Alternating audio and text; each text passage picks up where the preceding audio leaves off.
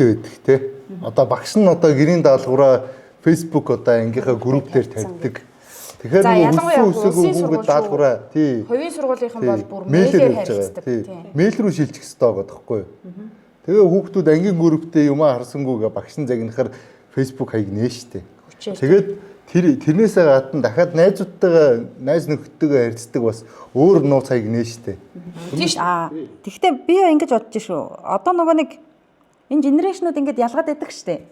Эдрийг нөгөө нэг зарим судлаачид дижитал энэ шилжилтүүдтэй холбож тайлбарладаг байхгүй юу?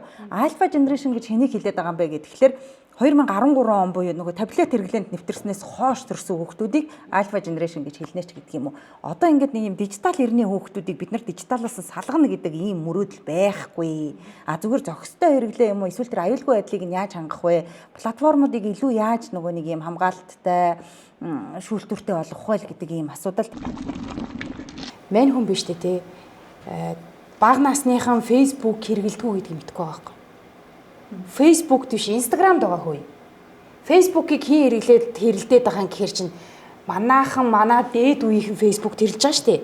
Тэрнээс яг тэр нөгөө сэрэмжлүүлэх гээд байгаа 13-аас 14-өөс доош насныхын чи өөр Facebook байхгүй, Instagramд байгаа, өөр юунд байгаа л да тий. TikTok дээр байгаа. Тэгэхээр Facebook-ыг биш өөр юм харахгүй. Тэр спидерээстэй.